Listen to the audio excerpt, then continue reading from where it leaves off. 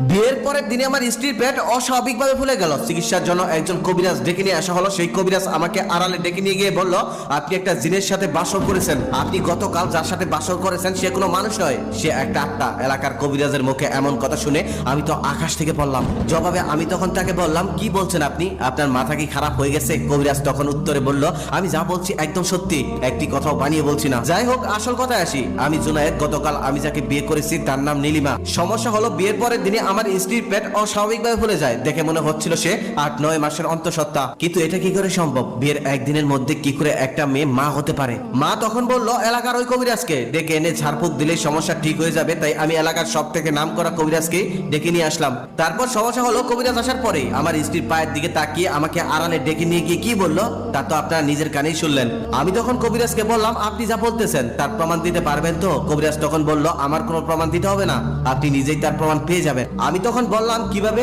কবিরাজ তখন বলল, তুমি তোমার স্ত্রীর কাছে গিয়ে পা দেখতে চাইবে। যদি সে কোনো সাধারণ মানুষ হয় তাহলে সে তোমাকে পা দেখাবে, আর যদি সে সাধারণ মানুষ না হয় তাহলে পা দেখাতে চাইবে না। আর যদি পা না দেখাতে চায় তাহলে তুমি বুঝে নিও সে কোনো সাধারণ মানুষ নয়, সে একটা ভয়ঙ্কর আত্মা।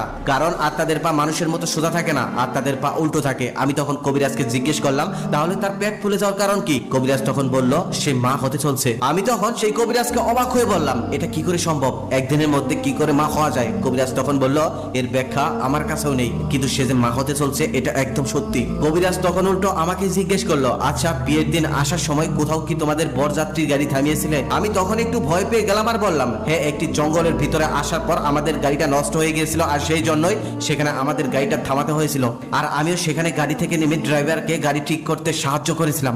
কবিরাজ তখন অবাক হয়ে বলল, সেখানে ওই আত্মাটা তোমার স্ত্রীটাকে সরিয়ে নিজের জায়গা দখল করে নিয়েছে, আর নিশ্চয়ই তার কোনো সুপ্ত কামনা বাসনা আছে। কবিরাজের ওই কথাগুলো আমি কোনোভাবেই বিশ্বাস করতে পারছিলাম না। তাই আমি মনে মনে সিদ্ধান্ত নিলাম, আমি নিজেই এর প্রমাণ করে ছাড়বো আজ। আমি একজোড়া নূপুর কিনেছিলাম, সেই নূপুর জোড়া নিয়ে আমি আস্তে আস্তে ঘরে প্রবেশ করলাম। নীলিমা আমার হাতে নূপুর দেখেই কিছুটা অবাক হলো। আমি তখন নীলিমাকে বললাম, তোমার পা জোড়া দাও তো, আমি নিজ হাতে নূপুর পরিয়ে দিই। নীলিমা তখন আমতা আমতা করে বলল, এখন পড়তে হবে না, টেবিলের উপর রেখে দাও, আমি রাতে পরে নেব। নীলিমার মুখে এমন কথা শোনার পর আমার সন্দেহটা আরো গাঢ় হলো। আমি তখনই মনে মনে সিদ্ধান্ত নিয়ে ফেললাম, এখন পা না দেখতে দিলেও রাতে ঘুমানোর পর যেভাবেই হোক আজকে আমার ওর পা দেখতেই হবে। ওই কবিরাজ যা বলেছে তা সত্য কিনা এটা আমাকে প্রমাণ করতেই হবে।